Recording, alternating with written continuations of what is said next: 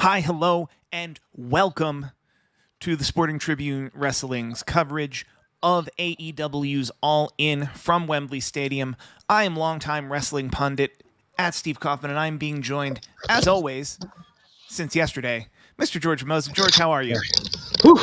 I just got back from All In. Wow, man, Wow, you made it. got there with a quickness. You were in the car Whew. with Jim Ross, who Oh my also gosh, drove there. oh sweaty. You made just Wembley to the Valley in 7 minutes. I applaud that. That was excellent. Record time. That would, in fact, be record time. Because I know it's +8 anyway.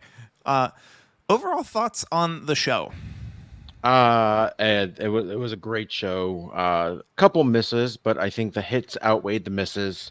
But with that said, just what a great show. Great start, great finish. Just all around. Like, that main event was just spectacular. I cannot say enough great things about that main event. Wembley showed out, and can't wait for them to be back. I guess in 2 years, right? I saw a graphic at the end of the show that said AEW All In England. All In Wembley London. 2026. Yeah, that's crazy that they're already kind of, planning ahead, not even knowing what's going to happen. Like, maybe next year they completely fill out Globe Life Field, and like just to even think like, like we shouldn't strike when the iron's hot. Besides the point, but yeah. They'll be back. That's the very last frame they showed us was that, so it's worth mentioning here and now. My theory, and I think it's a very popular theory, is the reason they're not running Wembley this time next year is because SummerSlam is being run in Wembley this month next year. Obviously, that's not confirmed, but that feels in the wheelhouse of the things the WWE is doing. I don't know. Speaking of which, so next year's, confirmed for Vegas. Correct. They announced that they're going to have a Mania in Indianapolis, but they didn't say when. They've already made it public that they're talking to London to have a WrestleMania. So my guess would have been Wembley would have been Mania 2026. But now it's like, are they going to have Mania and All In the same year? I don't know. That kind of maybe does spoil that we're not going to have Mania. Do you even have it within a year? Like, do you have Mania 4 months before All In? Do you have Mania 8 months after All In? Or do you have enough of a buffer to not have wrestling there? That way the appetite's even bigger. So, who knows? We'll see a lot of cool things either way from both companies in the next couple of years. I agree. Cool stuff happens at Wembley that, like, to a point that's similar to Madison Square Garden, or to a certain extent AEW and Chicago in its first couple years. I don't think it'll be something ridiculous moving forward, but I do think it's interesting. I think WrestleMania is going to stay an American thing. I think so too. I think it should. I think SummerSlam should be that international event. Similar, they should treat SummerSlam like they treat the Olympics. So I'd want to see SummerSlam at the Tokyo Dome, back at Wembley one day, or maybe Mexico City. I think that'd be pretty cool. Although I do think they're going to have Backlash in Mexico next year. Yes. I also think that, not to get too far into the weeds, I think the WrestleMania brand can extend to other countries. That I wouldn't be shocked if in the next 5 years we see a WrestleMania Barcelona, but it's January or February. Yeah. And that's not WrestleMania. WrestleMania is WrestleMania.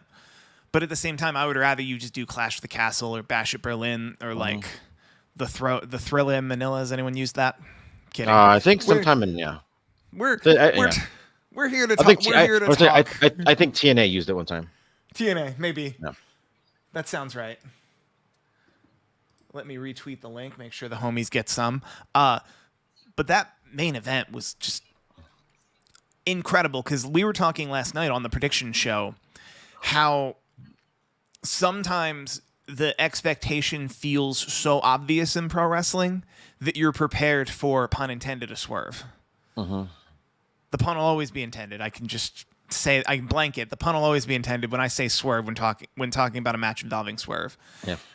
And I think that big long package heading into the matchup, his kids in the front row, like him really making it about like my career is on the line, just built up such incredible stakes. that made every move, every count, everything worth it. And then this crowd, who at this point had been sitting through, I texted somebody who was there, the very first match. So the bell time was 4 p.m. local time. And then they went off the air for us at 10 p.m. local time on the dot. Which means, that's math, they were there for 6 full hours of bell-to-bell wrestling. And they were still on their feet and up for this match in particular. I'm actually surprised it ended around this time. Usually they, especially for like an all-in show, I would think they'd be going on, at least like 5-6 hours. But I thought overall the event was paced very well. A couple puzzling placements of the matches. But other than that, I thought the pacing overall of the show was great. I thought, just overall, I thought it was a great show. Same. It was a great show and it was a great match. I'll give you some credit on this Adam Page business. Yesterday on our prediction show, you thought that Adam Page was going to win the casino gauntlet match, which we did some investigating. There have been 3 types of casino match in the history of AEW. Yeah. This is the second incarnation of the gauntlet match. There was no championship, which I think they've completely lost out on, as they have with ladder matches. And you thought Adam Page was going to return in that match, which did happen. But then you thought he was going to win that match and then cash in that opportunity during or immediately after this match. And I'm going to give you half a point because Adam Page did return in the match. And then he did turn up. He did turn up. And it was, storytelling-wise, it made more sense that his issue was actually with Swerve. Because it was him and Swerve as a personal issue. And then he comes in there and security just kind of hustles him out. So I'm giving you half credit for that. And I enjoyed, that's the meat and the gaga, but that happens and then they just get it out of there. It's not a not a banana peel finish for either competitor. It's Daniel Bryan wins definitively and is your world champion. Confetti, which was already there from the MJF match, but more streamers were there from the MJF match. And it was an excellent match. I think we should go back to the match we got wrong, which was Will Ospreay. I got it right. No, we both said it. No, I thought I said Ospreay was going to show up, and then Ricochet was going to come out and go face to face with them, setting up their match at All Out. Okay, but you thought Will Ospreay was going to win? Yeah. Okay, then I got this one wrong. I thought it was going to be MJF for sure. But this was an incredible match. I loved Ospreay's hometown hero entrance. I loved what a great. I'm not a big Assassin's Creed fan, so I'm sure there's a lot of homage to that. But either way, what a great, fantastic entrance, video package, all the above. His entrance music is tailor made for a stadium show, let alone a wrestling show in general. But man, just goosebumps galore. Ospreay, when he does, and maybe they're kind of setting up for him to be champion in 2 years. Who knows? But with that said, when he does, get that moment, it's going to be so cool. It's going to be so special. And this today was just a glimpse of how great things we're going to see with Will Ospreay in the next few years in AEW. I agree. That was the wrong button. There we go. I thought I was going to the wide, and I was not going to the wide. What do we think next for Will Ospreay? You mentioned a little that you think, and as we kind of predicted, if he were to win, that he would be sure to not make it the American title again. It's the international title again. Where do we think Will Ospreay goes from here? Do we think he's a long-reigning defending champion of that title and works with more people and then stays out of the world title picture? I think so. I think with everything getting set up, we are going to see, they did announce Forbidden Door next year in London. And by the way, kudos to AEW. I think they've finally kind of seeing where their hot spots are, because we're going to see them in Japan in January. We're going to see them in Australia next year. We're going to see them in Texas. That's going to be a big show, but also we're going to see them back in London for Forbidden Door. So these big international shows are becoming like a can't miss event. And I feel like that's what's gonna be get them to the next level, or at least help them get to the next level if they ever get to the next level. But yeah, Will Ospreay, I feel like Ricochet's maybe the natural matchup that a lot of people want to see.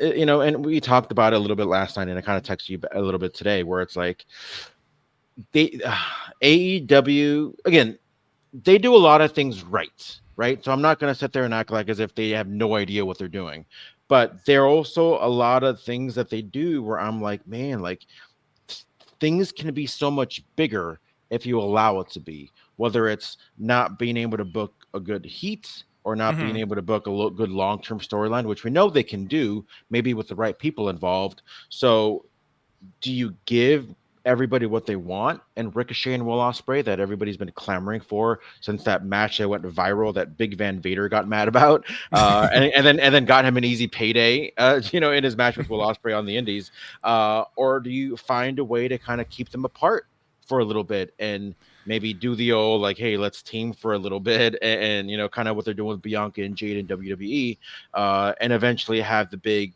matchup. But if I were to guess, I would guess that we're gonna see Ricochet and Will Ospreay at All Out in a couple weeks. Really? So you think they're gonna blow that this fast? Yeah, we've seen it before. You know, obviously both men have done great things since that match, but I feel like they just want to get it out of the way. It's kind of like an undefeated streak where they want somebody to lose just so people can stop wondering, oh, is this going to be the match that they lose? So I feel like they're going to get this match out of the way just so they can get it out of the way and just move forward with each other's next path of their journey. But then Will Ospreay has to win then. Yeah, I think so. Or maybe not.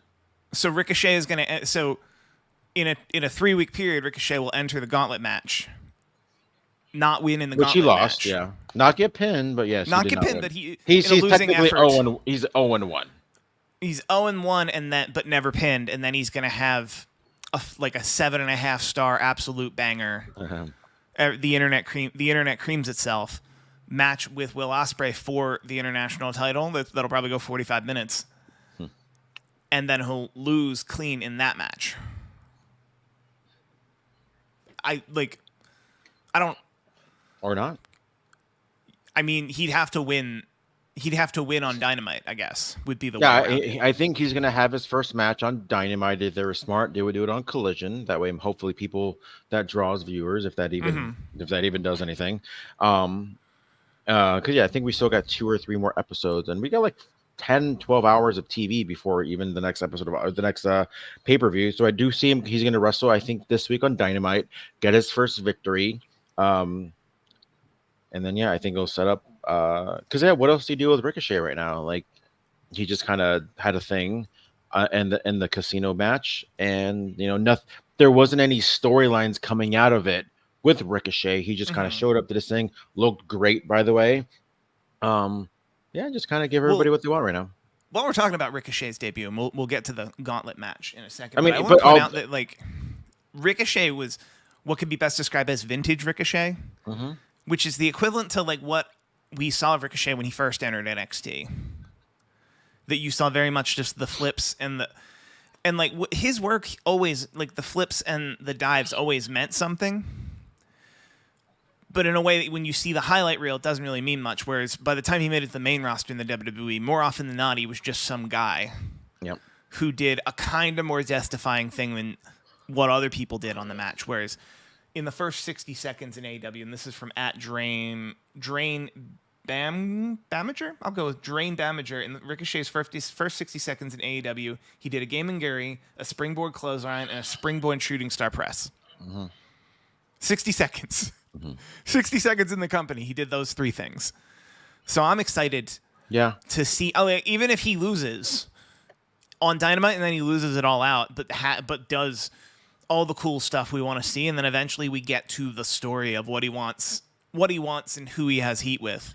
Yeah. I'm still excited to see him in the ring a little more untethered, a little closer to what his natural style is instead of very much suppressed in the other company. And to be fair, he lost his first match in NXT It was a multi-man ladder match for the North Of American course. Championship. So I mean, it's not the end of the world. Oh my God, it's over because he didn't win his first match. Although I do question it a little bit because there was a lot going on in that match, and to me, that's not even Ricochet was not even the biggest story coming out of that match. All right, well, let's get into the gauntlet match. The gauntlet. Yes, the gauntlet match. I said it right. The casino gauntlet match. There have been 3 types of casino matches in the history of AEW. There were at least like 5 different stories happening in those matches, which is typical of like the almost battle royal style. We have Orange Cassidy coming out to a video package where he has the equivalent to a bat symbol. And something I just happen to know from watching a lot of British media, British people love Batman. Like they just have like an almost strange obsession with Batman. So the fact that he had a bat symbol was very much in particular to them in a way that probably didn't read super great to us. And then out second is Kazuchika Okada, one of the greatest wrestlers in the world. And like not announced on the Wembley card. I mean, I kind of assumed he was going to be in it. I feel like it was the right move to have him at number 2 to give him that entrance. Mm-hmm. But I think the biggest story of the match was Nigel McGuinness, I think, well, who looked fantastic, by the way. who's He never looked not absolutely looked fantastic. phenomenal. I think, yeah, because we've only seen him in like a suit and like casual wear for the last, 10 years or so, or maybe a little bit more. But man, like he looked just amazing. And I'm like, dude, I get it. Maybe he's not going to be a full-time wrestler ever again, because I think he's like 47 or 48. But he looked great. And also, like, it kind of opens up. I guess maybe we are going to see a Nigel McGuinness, Brian Danielson match at some point before either one calls it quits. But I'm here for like, it. He is 48. yeah, and I'm kind of curious, like, how long has he kind of had this mindset of like, all right, I'm gonna get in the ring one last time? And my question is, was there ever any chance of him doing that in WWE? Because he was doing his thing in NXT UK and NXT, and might I add, I thought he was great at it. But obviously what we see in WWE was a little. I think they were more like they were just afraid of somebody getting hurt further, which is why they never had Soraya/Paige wrestle ever again over there. But now we're seeing them in AEW or even Christian. I know he had that one Royal Rumble spot in 2021, but man, like I am curious to see what's next for Nigel McGuinness because he's doing his thing on Collision every week. But is he going to have like a one match every couple months? Is he going to have the part-time schedule? Who knows? But either way, that's what I'm intrigued more coming out of this match. And it's worth noting what I don't want to say ended Nigel McGuinness's career in 2010, but certainly put a stop to it was he had a hepatitis B diagnosis while he was on TNA, which it got him immediately pulled from television. And he was forced to sit at home a year without pay, and then TNA released him just 2 weeks before he was finally cleared. And that all happened to him in 2010, but now I'm seeing if he got cleared, it only derailed him. Yeah, because he had that WWE contract at 2009. Him and Danielson got offered a contract at the same time around like summer, like August of 2009. And then they just pulled it for whatever reason. And then he showed up in TNA by the end of the year and doing amazing things. Had a great match with Kurt Angle, defeated Kurt Angle clean. And then, just kind of off and on. And I know he talked about it in his documentary. I know he had an independent one, and they had WWE release one right after that he started in WWE. But yeah, either way, seeing him in the ring again, I'm sure it's very fulfilling for him. I know it's something that he's probably thought about for a very long time. And again, I can only get excited knowing that we're going to see more Nigel McGuinness, who looks like he hasn't even lost a step. Not even a little. In the ring. He doesn't look like somebody who retired from, and this is true, from in-ring competition in 2011. I just moved to Los Angeles in 2011. That's how long it's been. It's crazy because like when Shawn Michaels came back in 2002 after like 4.5 years gone, I thought that was an eternity. I'm like, yeah, he had a wrestle for 4 years, and I thought it was so long, and now there's guys coming back after being an actor for like over a decade. And I'm just like, wow, like it's kind of inspiring, to be honest with you. Yes. And I'm kind of curious if it's making other people, like if it's making somebody like a Corey Graves go like, maybe I should kind of see if I still got it, uh, everybody's injury is different. I don't want to Hmm. sit there and say like, oh, so and so, like when like Soraya, right? When she pretty much got not medically cleared by WWE, like the neck's a lot different than other things. The neck and arm, Hmm. back, whatever. Those are all different injuries with different effects on the human body. So I never want to sit there and say like, well, so and so should come back, but it's like Biggie should be coming back. Like, no, like Biggie had a neck injury, and so he knows his body better than anyone else. So if he thinks it's safer to stay on the sidelines, then by all means. But yeah, I am curious if there's anyone else out there is like looking at it, be like, huh, like if Nigel can do it, if Brian or Edge can do it, like I'm gonna give it a shot.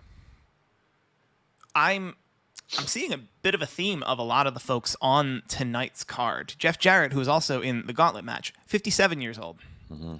and I think is having one of the best runs in his Yep. career. Yeah. Like everything he's doing is incredibly believable and makes a lot of sense, and he's involved with some of the best people. Billy Gunn, also on this card, 60 years old, Hmm. and then Sting, also on this card, although not an active wrestler, 65 years old. Hmm. And he just retired like six months ago. Yeah, literally retired 6 months ago.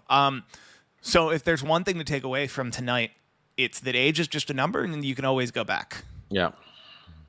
And so the Nigel McGuinness of it all, Jeff Jarrett coming through. You were saying last night that you wanted Bobby Lashley in this match, but you were also saying that if Bobby Lashley shows up in AEW, he should have a world title match. Hmm. So I'm really happy they didn't put him in the match. And that leads us to the thing neither of us clocked, which is Christian Cage entering the Gauntlet match, and with the help of his dinosaur, wins the match. And now he has a future title opportunity. Yeah. You I don't get it. you weren't high on this. What are you thinking?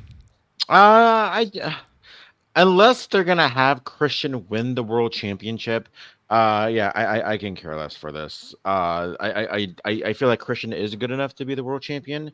Hmm. Once I saw Christian, I thought the odds of Brian winning increased in my eyes because we already saw Swerve and Christian on pay per view not too long ago. So I'm like, why are we gonna see that again? So now you have Darby lined up for a match. You have Christian lined up for a match. I'm kind of curious how that's going to go. But yeah, like we're kind of seeing a lot of the same things when it comes to the Christian. I was going to say Christian coalition, but I think that was in WWE with the patriarchy, right? How long have we been telling this story with Luchasaurus and Christian, where Christian pretty much treats Luchasaurus like crap? And then you have Luchasaurus looking like he's going to finally do the thing on Christian, but only to end up helping him. We've been seeing it for a little too long. So, like I said, unless it leads into Christian winning, which would I think would be something new, having him come in and by all means, one of the best heels in the entire company, I think that'd be pretty cool. But unless it means him winning, I think it's all for nothing. Yeah, and this is a thing we also looked into in the history of the casino matches in AEW. No one has won a casino match in AEW and then gone on to become world champion from that match. Didn't MJF do it? I don't believe it was from that match. Please stand Well, by. it was that one where he came back after he did his thing on Tony Khan, right? And then he came back in the mask, and that was the same day as the Brawl Out, You're right. right? I'm sorry. Brawl Out, Brawl Out pulled a little too much focus. He won the championship, if I'm not mistaken, as the Yeah, devil. he had the thing, yeah. And then he came back at the end unmasked, and then that was leading up But to. but did he become world champion immediately after? I mean, I think with that title shot that he won with, because remember that was when like Punk was champion. Obviously, he got hurt, also suspended. But they had the vacant, and then it ended up culminating in a Grand Slam. But I think MJF was like, well, I'm gonna get a title shot regardless, so there's no point to me being in the tournament. And then he ended up beating Moxley. I want to say at Full Gear. I think it was at your house when Regal turned on Moxley. Yes. So that was November 19th, 2022. So, Yeah, but I think that was what from the title match that he won from that casino ladder match, whatever it was. boy, that was a turn. So I'm wrong. I'm wrong. I'm looking at it now. Yes, he entered as the Joker entrant in the casino ladder match and used his champion's chip to cash in November 19th, 2022. So August, the end of August to the middle of November is how long he held on and then cashed it in. And it felt like a foregone conclusion, I think, is the thing. But I guess that's the only time in the history of the champions, the casino championship opportunity. So that's one. That's 1 out of 8 because a lot of people didn't. Like Adam Page won the very first one. Didn't go on to become world champion until many years later. So I think they devalue that winner a lot. That it doesn't. That to see Christian Cage win it kind of subverts my expectation. That I think he's gonna be maybe not All Out, but like after All Out, probably one of the first people for Bryan Danielson to face and defeat as world champion, which will be great. Popcorning just questions in general. How long do you think Bryan Danielson's run as champion is? Until Full Gear. Okay. And then Full Gear, that's November? I think so. I think it goes All Out. Yeah. Wrestle Dream in Tacoma, and then Full Gear, and then at World's End. You are correct. That is. And then there's like a couple big shows. They have the Grand Slam, the Arthur Ashe one. I think. And now Grand Slam, not this year, but next year is going to be in Australia. I think so. Yeah. There's no way they're putting together, or well, they're just calling it Grand Slam. I think it's happening in like January or February. Yeah. But so they're just doing two different Grand Slams, which is fine. And also, if we want to get into the business, which is some of the more interesting parts when talking about AEW, for Grand Slam to be happening in Australia is a huge deal right now because they've yet to announce a television deal, which means what they're if what they're negotiating for is a lot of money to put all the pay-per-views on Max Live and all of the Dynamite's collisions and Dynamite Collision Rampage next day on Max, what you're trying to give is we're going to do Grand Slam live from Australia on Max, but also on TNT. Yeah. Like that's good stuff to put forward. We talked about the gauntlet match. Let's do a bit of a come down match because that's what it was in this. The TNT Championship, Jack Perry versus Darby Allin in a coffin match. There wasn't a glass coffin, but there was glass. And that wasn't well slotted. I think this could have done better earlier in the show. Yeah, I thought it was the placement of it was very, very weird. I don't think it really had that much to like that it warranted like a semi main event. I just thought the placement was weird. Like I didn't think it warranted that. I think it should have been on a lot earlier. I think the finish was just kind of weird. It just felt off. Like it was. I mean, both guys did great. Darby is a freaking psycho. Of course. let's just get it out there. He is a psycho. And also, like, I thought he looked a little weak, especially for a guy that has a world title shot coming up. So I'm kind of curious, like, how they're going to make him look strong leading into that. But yeah, I mean, I thought it was okay. I mean, I think a lot of people. I don't know. I feel like it was easy to say for me that Sting was going to come out to kind of save the day. But also, like, a lot of people were surprised that he came out at that time. Maybe people thought that he was going to come out at the end to endorse Daniel Bryan or Bryan Danielson at some point. But you know, who else better to make the save than Sting and have him make an appearance in a really cool one? Yeah, I love that you get to use Sting walking down because he pretty much walked from the ramp to the ring, and then around the ring and then back. Let's say in total, that was 4 minutes of total time in front of the crowd. And partly because of the music you paid for, and partly because it's Sting, you got a lot of bang for your buck just for Sting to appear. Because everybody got to see Sting, everybody got to be happy about it.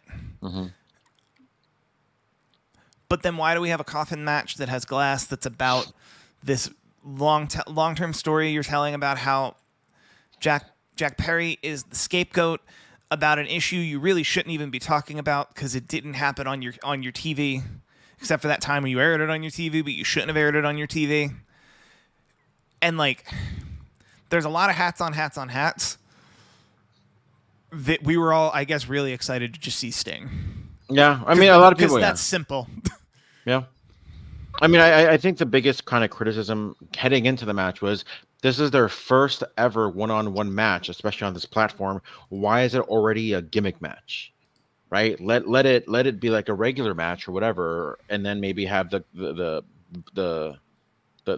what's the word I'm looking for? Gimmick match. Have the gimmick match at All Out as like a follow up. But yeah, it just I don't think it needed the gimmick match. I think it was too soon. Maybe they felt like it was maybe protecting Darby since he wasn't getting the pin. Even though he lost with like no interference, I think that kind of opened up the possibility for interference to have him put in a casket or be put in a coffin with the help of people, but we didn't see that. So it's just Jack Perry winning a coffin match cleanly, if that even makes sense. And then the Bucks come out, Thing comes out, but yeah, I mean it wasn't bad. I just thought the placement of it was a little off. Same. Like, I don't want to say you can't do a coffin match wrong, but like a gimmick match, the gimmick is the match. So whether or not you can, like, both two well-functioning wrestlers can go into a gimmick match, and the gimmick walks them through everything, and then the gimmick plus the story, which allows you to put Darby on in the bag and then threaten to light him on fire, and then Sting comes out. Everybody's happy. Quick shout out to the TLD who just hit our like button. He also just hit our subscribe button, and you're going to go down in history as subscriber number 1 for the TST Wrestling channel. I have big plans for the TST Wrestling channel and all the sub brands under the Sporting Tribune. So I hope you are number 1 of very, very many. We'll see how well I do, and thank you so much for your support. Let's move on to... There are 2 different women's championship matches, and I'll start with the one you got wrong. And I offered you real good odds, 3-1 odds, on Toni Storm, who you thought was going to beat Mariah May in what was a very good storytelling match. Like I storytelling match, WWE style match, sports entertainment match. What do you think of Mariah May becoming champion here, and what do you think it means for Toni Storm? I thought it was great. I thought the match was great. I thought, again, just because I predicted Toni was going to win doesn't mean the wrong person won the match. I thought Mariah winning was really cool. I thought she showed out. I think she's been performing at a very, very high level since arriving at AEW in many, many ways, whether it's in the ring, whether it's on the mic, whether it's her presence. I think she's got practically everything. Toni, I don't know. I feel like we're gonna see this. We're gonna see this carry on. I feel like this isn't the last chapter of this rivalry. I hope we see a follow up. Like I mentioned on the preview show yesterday, I hope we see a little more mic interaction between them back and forth.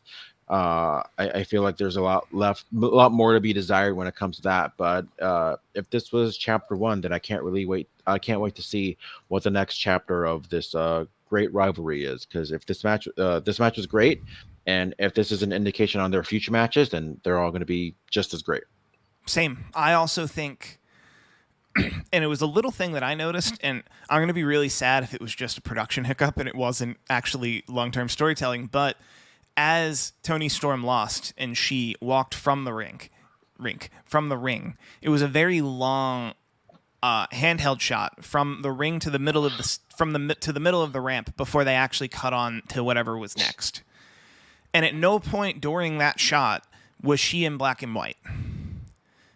And the visual storytelling up to that time is that anytime timeless Toni Storm is on your television, she is in black and white, except for her matches. But if she shares the screen by herself, not during a match, she's in black and white. Like, that is the visual storytelling that they've been giving this entire time that leads me to believe that I think the next chapter we're gonna see is that she is no longer timeless Toni Storm.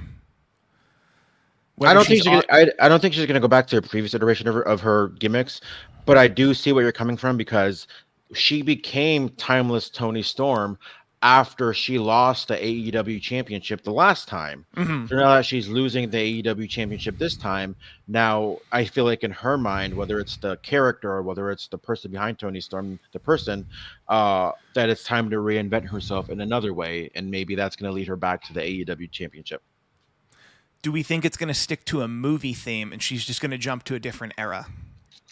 Maybe like a more of a musical 70s. theme. No, but she kind of did a rocker theme anyways. But yeah, I That's think what I that'd be mean. I think Like that'd a be interesting to do a different decade of a movie. like 60s, 70s, like hyper, like Technicolor, Yeah. and not musical because Timeless Tony. Like she could just pick certain genres within 60s and 70s movies that are very like loud, Technicolor, laissez-faire, like anti-hero. I'll I don't have her information. I don't believe I have her information anymore, but if I do, I'll text her. I'll put together a lookbook just to let her know. Like, hey, here's what your next character should be: a 60s, 70s, like I'm trying to think of the genre within the 60s and 60s, 70s movies, and then she can become world champion and lose again, and then she can do 80s, 90s action films. Yeah. Like, If that's the case, then there's a lot of juice left in that squeeze. and I do think, and I don't know how important it is or isn't, but the fact that she was able to get involved with Turner Classic Movies for like a year because of who her character was and how her character talked, and like, No. I just love it. Like and if she decides to do something completely different and not stick within film, I have no doubt in my mind that it's going to be great. Mm-hmm.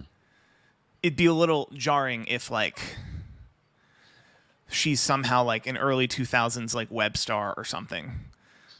But like you see what I mean, that like it's going to be something so distinct and memorable and understandable that I can't wait. Yeah.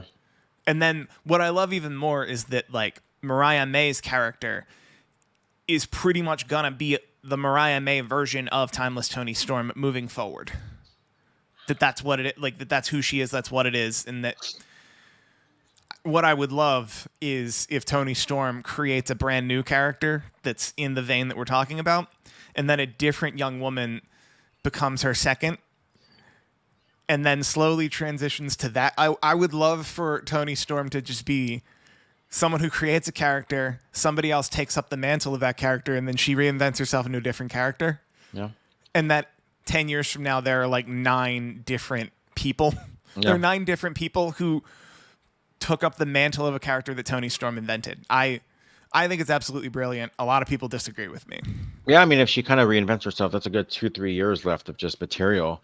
That in my opinion, I thought the timeless gimmick was still relatively fresh. I think there was and never got old in my opinion.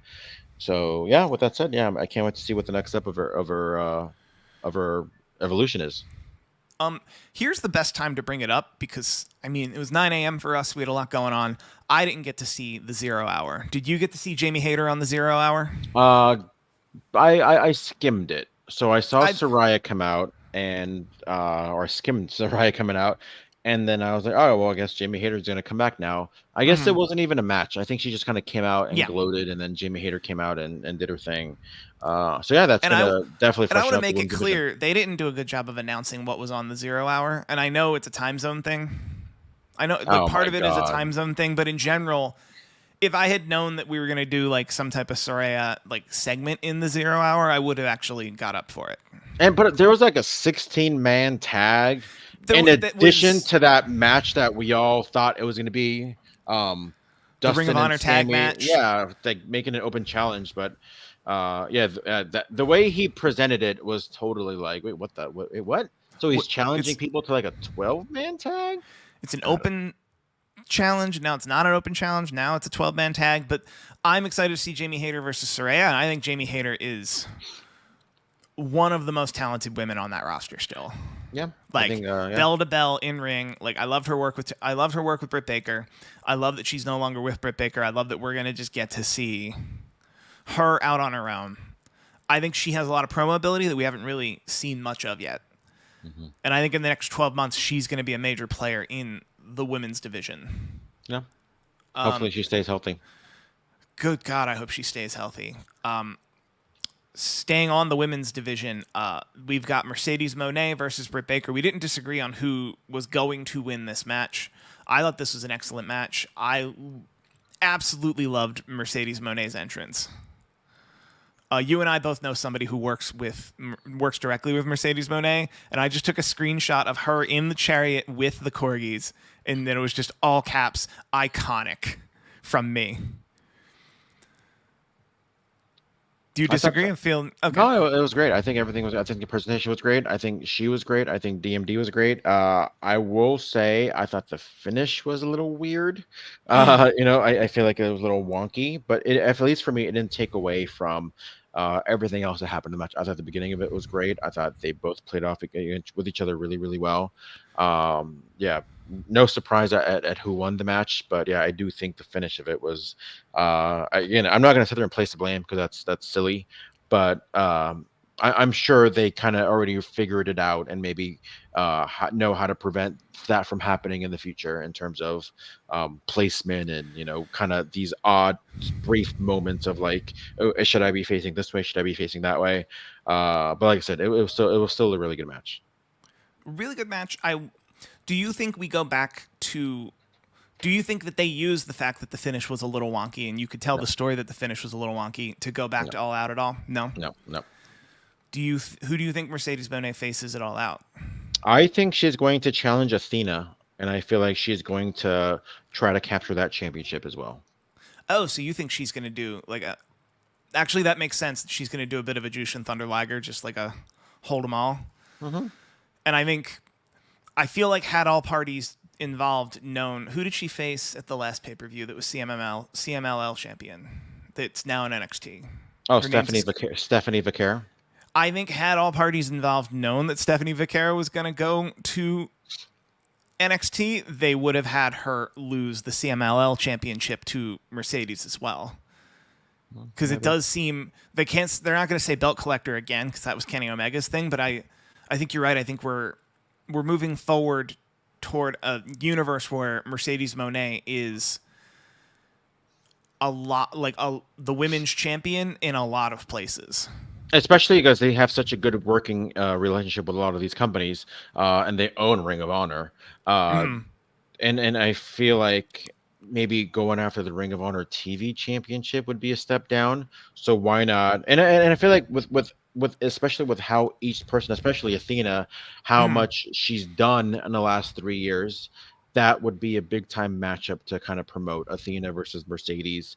And it can have it like title for title, right? AEW TBS championship against the Ring of Honor Women's Championship. So yeah, I do feel like that's going to be coming up soon for Mercedes. I think so too. I think very soon. And I also think you actually brought up a great point that AEW as a company loves to have working relationships with a lot of wrestling companies. And in Mercedes Moné, they actually have an incredible bargaining chip, which is a bona fide legitimate television star outside of pro wrestling. To a certain extent, movie star, like an actual bona fide star that it's, if you want to work with us, yes, you're going to have to lose, your champion's going to have to lose to our person, but our person is on Disney Plus. Like our person is very, very, very big. And they'll in turn make your promotion very, very, very big. I think that's spot on. I think that's a way, you have to keep her away from Mariah May, right? Oh yeah, that's not happening anytime soon. No, like you need to have, and AEW's never been great at doing these things, but you need to silo those divisions in a way that's Mercedes Moné is TBS champion and Stardom champion and soon to be Ring of Honor champion and then CMLL Women's champion and then all of those champions. I think they've done a good job with that. I think because we never saw in like the year that she was champion, we never saw Jade really interact with whoever the women's champion was. But so I think for the most part, they've done a pretty good job at separating the two divisions. I hope they stick to that because that would stop Mariah May's momentum absolutely dead. And that's what we don't want because Britt Baker had enough headwind heading into this match that she's going to recover. What do we think is next for Britt Baker? Oh man, WWE maybe. I don't know. I feel like she's done everything that she can do in AEW I don't know what her contract situation is like. I know there's a lot of rumors going out there Of on course. her being, kind of a headache backstage. Uh, I don't know. I mean, we kind of see a lot of these things happen where you have a challenger for a championship, and then they just kind of fizzle out, and then they get put on Collision or they get put on Rampage or whatever it is. We saw that with Thunder Rosa. We saw that with Tiana Perazzo. So I'm hoping that they still find a way to make these women relevant even without a title picture. Um, I don't know. Maybe Jamie Hayter. But you mean Jamie Hayter after Saraya? No, after with Britt Baker. So, so, so the Jamie Hayter's run in with Saraya, that was it, and now we're immediately Britt Baker, Well, Jamie Hayter. Hayter and Saraya is gonna be like a one-off, but I feel Okay. like if for an actual program, I wouldn't mind seeing Britt and Jamie Hayter kind of. I feel like they have a lot of unfinished business, whether it's together or whether Mm-hmm. it's on opposite sides. I feel like there was a lot of, at some point, there was some tension that they ended up resolving, uh, but I feel like there's still something there when it comes to them being on opposing sides of the ring. Let's go to AEW's roster page, see if I'm not missing anything. Well, if it ever loads. Have we heard anything about her contract? The last I heard is that she's. I have no idea. I mean, it's I been didn't. around 5.5 years because she was one Mm, of the first women signee. mm-hmm. So who knows how long? Maybe it was a 3-3. I don't know exactly how long these contracts are for. The rumor's always been 3. So if it's 3-3, I know sometimes they'll tack on like an injury Mm-hmm. thing when somebody's hurt. If that's the case, if my theory is correct about 3-3, 6 years is going to be around January, February time.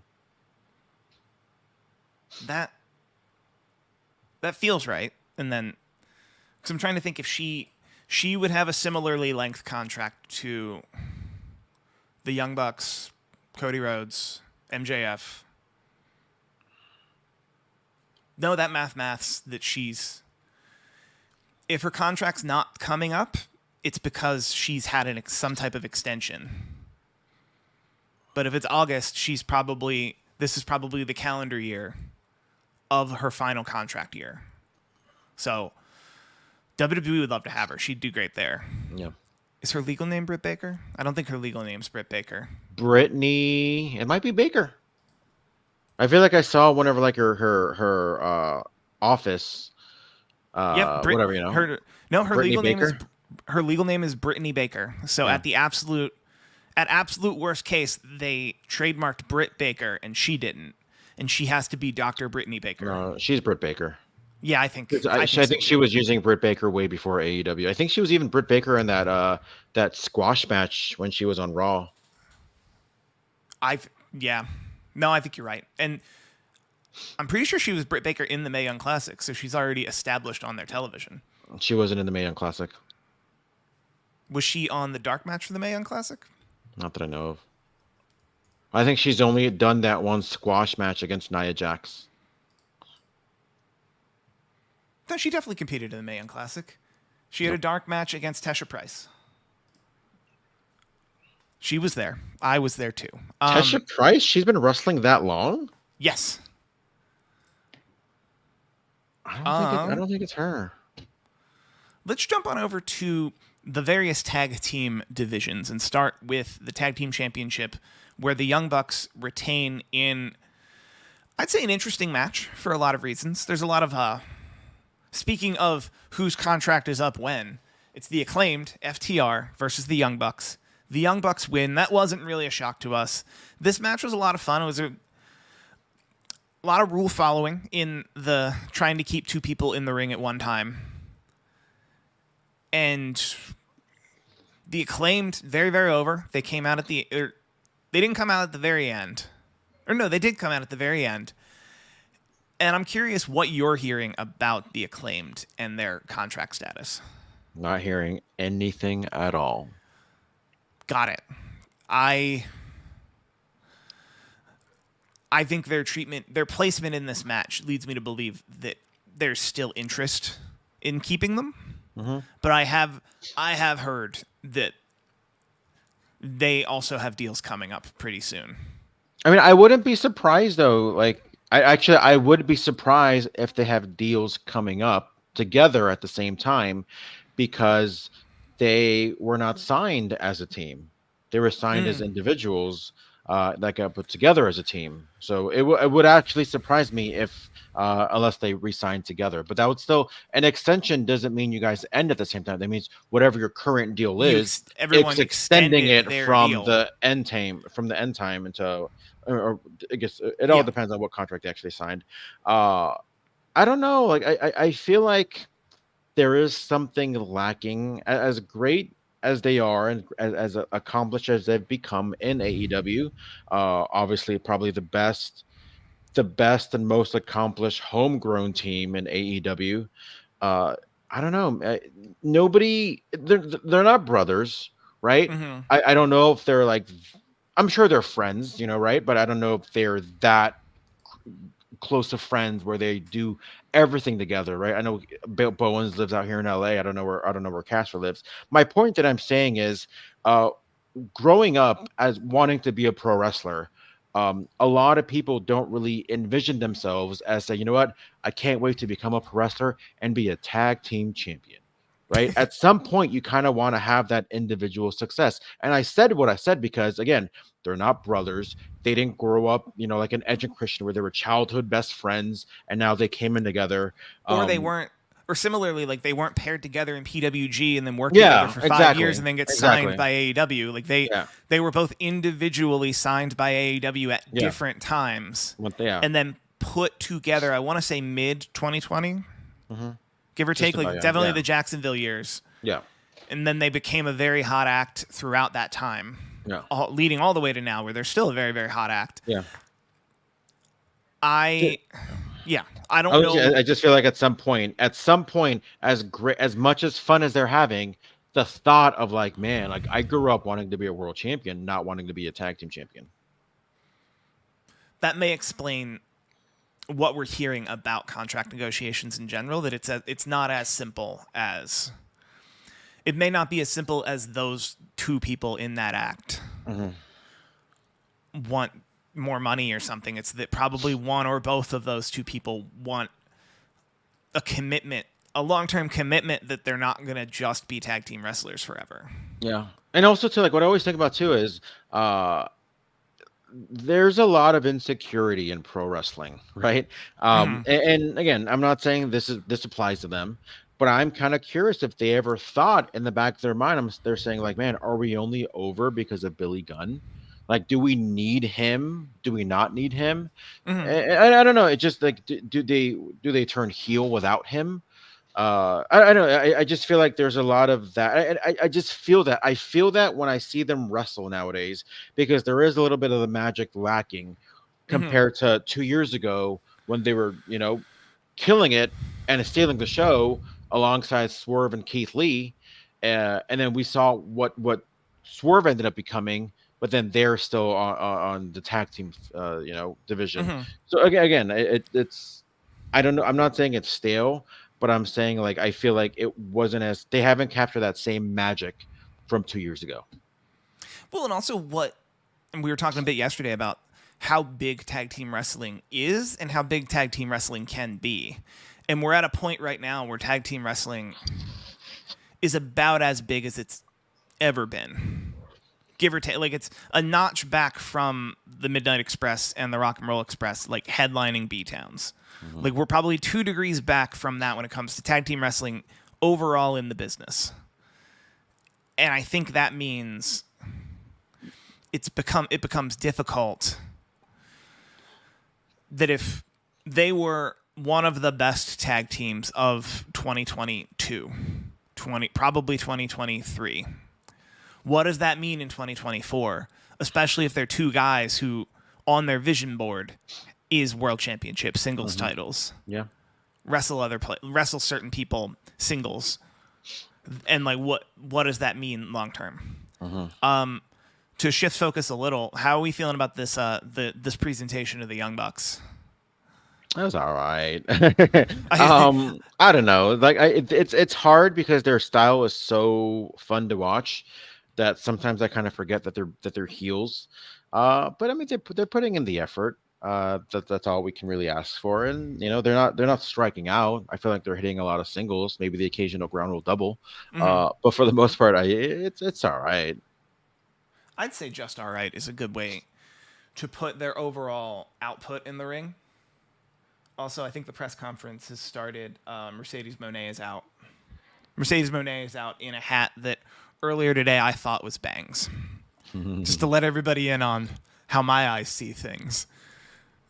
And then now let's get to the Young Bucks. How do we feel about the Young Bucks presentation, and what do we think they can and aren't can do with the Young Bucks versus what they are doing with the Young Bucks? Well, yeah, just pretty much what I Or just sorry, said too. I Oh, meant FTR. I'm sorry. We talked FTR. about we saw that we talked about the Young Bucks. Yeah. I don't know. I feel like I hope they don't kind of get stale either. But like I said yesterday, I can watch Young Bucks and FTR all day, every day. Hmm. They saw it back in the day with Rock and Roll and Midnight Express. We saw it back in the day with Hardy's and Christian Dudley's. Uh, you know, depending on just the chemistry with each other. Like for example, like I wish we would have been able to see a lot more DIY FTR matches, but we only kind of saw it kind of culminate at that 2 out of 3 falls in a Toronto takeover. But yeah, these two I can watch forever.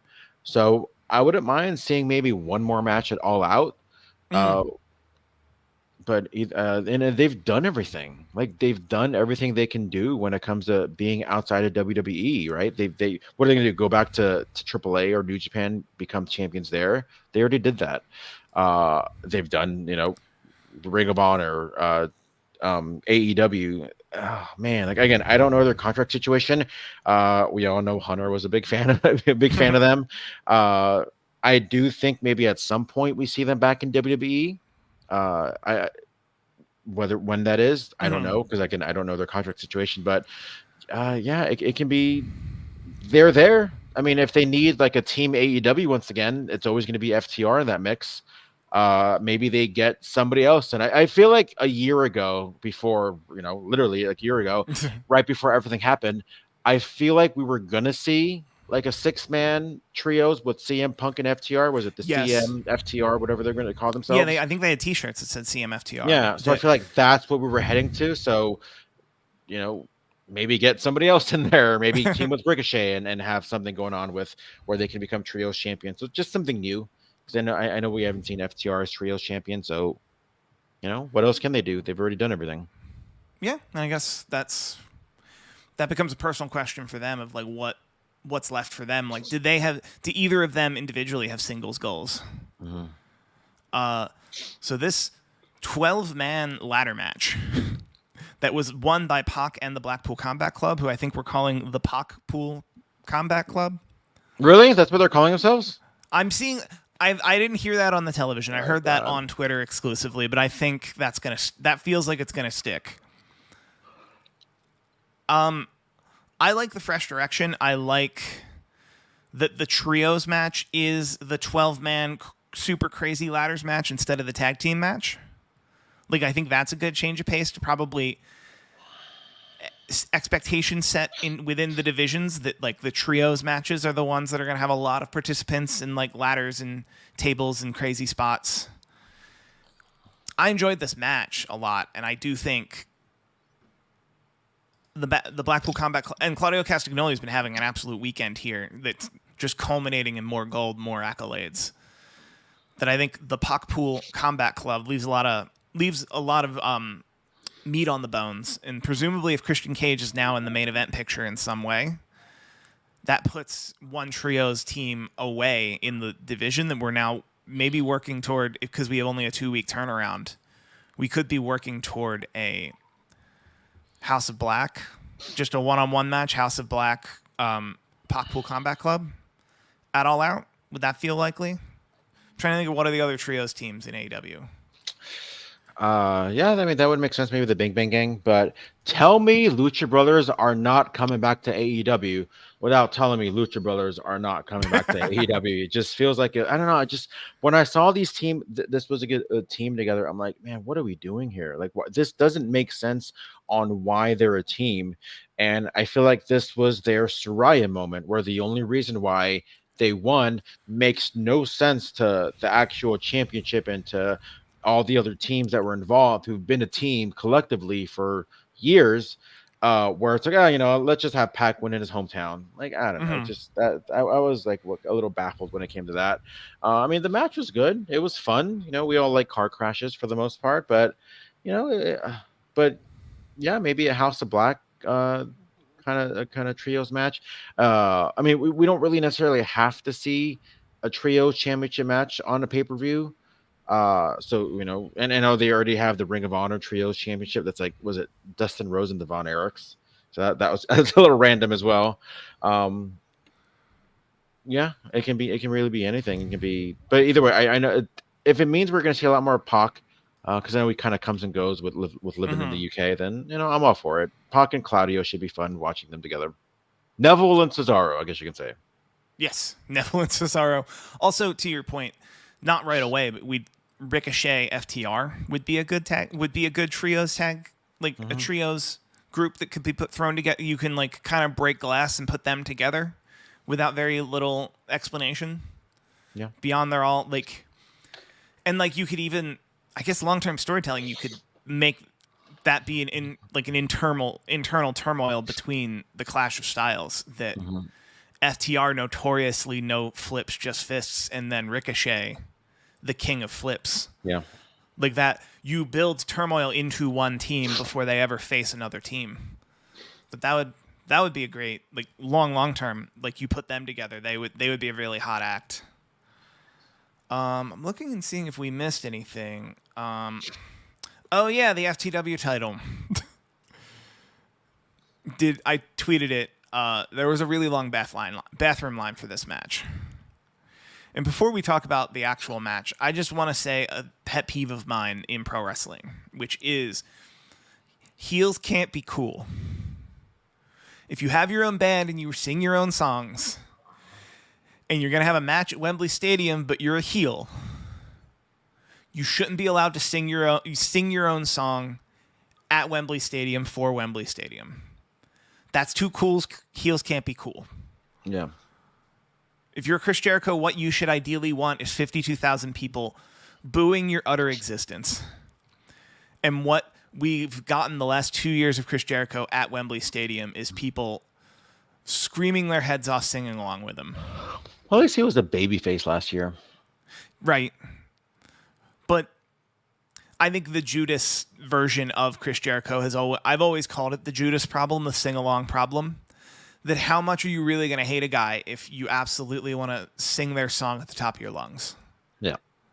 Like, I've long felt that he should have changed his song when he was a heel so that people don't sing along with him, but he's such a brilliant guy. He's such a brilliant, like, in-the-moment improviser that he always was very good at finding an in-universe way quickly to explain how he's still a heel and that these people who chanted for him are also just heels. And that you watching the TV should hate me. Mm-hmm. But anyone who loves me, I love them. But that was just my quick note about him heading into this. Pretty much everything we said last night holds true now. Nothing out of the ordinary happened in this match that our takes stand tall, if you will. The FTW title. I did have a quick note for Hook that the match ended. He grabbed the belt. He walked back, and I know that they rush you once your match ends. They rush you to like keep everything in time. But he tore the sticker off the title that said Chris Jericho. Mm-hmm. But he did it so quick that no one's ever going to be able to replay that moment. Yeah. That like I wish he had just, knowing that he was going to do that, paused for camera to like really let the camera see the title and then let the camera see you tear it off the title. That was just one quick thing I noticed. Like everything else went exactly how we knew it was going to go. Chris Jericho's probably going to go on tour. Hopefully Hook can move on to greener pastures, which is, and I'm not even saying the FTW title. If Hook had won and defended the TNT title this many times, I would say he needs to move on from the TNT title. And maybe it's me being an ECW loyalist, but like I think it's the reality is he just needs to move on from this title. Whether or not this title does or doesn't get to exist Mm-hmm. is a separate conversation. But I think you and I are in agreement that Hook is plateau. Like Hook is very much plateaued this calendar year, and there's still time for him to move onward and upward. I Speaking of which, try. Hook is on the press conference now. Oh, He's wearing great. all orange, No. looking like he's not going to say anything. I love it. Yeah, because it's gonna be nap time. But I try to be positive for the most part. So I will say, and take this what you will, glass half full. This was the least best match on the card, for whatever you want, however you want to take that. And it was just like, dude, Hook is like literally. I'm not saying that smaller guys can't be strong and fight people, but like this is Jericho, this is Big Bill, this is the Bad Apple, Bounty Hunter, Brian Keith. Like one guy should not be able to beat those three men, right? And again, if Samoa Joe's not available, then he's not available. But like, you have pretty much these heels, breaking all the rules because I guess there is no rules in the match and just doing whatever they want. But we saw nobody coming in to kind of help out Hook. I thought we were going to see Samoa Joe. I thought we were going to see Shibata to kind of even out the odds. And I feel like with the way Hook was just overpowering, three men, I feel like that's going to hurt him the same way that it hurt like a John Cena 10, 15 years ago. It was cool to see Taz do his thing. That got a good pop, but other than that, I wish there was Hook didn't look so strong, especially with all the punishment that he was receiving, and him to just kind of come in there and kind of be unaffected by it. I already talked about what I think the future of Hook should be yesterday. So if you want to know what my thoughts are, watch that one. But yeah, I hopefully we no longer see the FTW. I think it's been holding Hook back. And hopefully he does go on to more greener, I guess you could say golder pastures. I think we're both in agreement about the greener pastures. I do narratively think it's very frustrating that Taz's run-in wasn't wildly consequential. Like by the time Taz got up and actually interfered in the match, Hook had the match in hand. Like that Taz didn't need to stand up. And I don't know how you tell this story, but there's a good story to be told that if Hook wants to throw down the FTW title, wants to move on from the FTW title, but it's Taz who holds on to it, which from hearing Taz on commentary today, that doesn't sound like what they're doing. But I would love for the story moving forward to be Hook wanting to step out of Taz's shadow, and the FTW title represents Taz's shadow. Taz's big orange shadow. Then like I'd be down for that. And I'm curious what they're gonna do, but I think that's the way. And in an hour and 7 minutes, I think we covered all of the main matches. Yay. We did it. We're excited. And like moving forward, because I don't think there are any matches announced yet, what are you expecting from AEW All Out? I'm expecting Ricochet versus Ospreay. We'll probably see Danielson against Christian, I suppose. I thought we were going to see that, that end the show. Okay, you think they're going to burn that real fast? Yeah. Let's make sure there's nothing announced. There are 2 matches announced. We have Will Ospreay versus Pac, already announced for the AEW International title. Oh, I forgot. He won something. Yeah, he was a number 1 contender. I forgot. Pac was the number 1 contender for that. He had said that already. He had said that like a week ago, that he would, no matter who wins that match, he's going to face the winner at All Out. So that should be a great match. That'll be an incredible match, and newly minted trios champion Pac. And who's to say we don't see the Pac-Pool Combat Club have to go to some type of crazy lengths to defend their title on the same night that Pac is expected to have a match with Will Ospreay, which gives Pac an out when he loses to Will Ospreay. And then we have Willow Nightingale versus Chris Statlander for the CMLL. For the CMLL title, which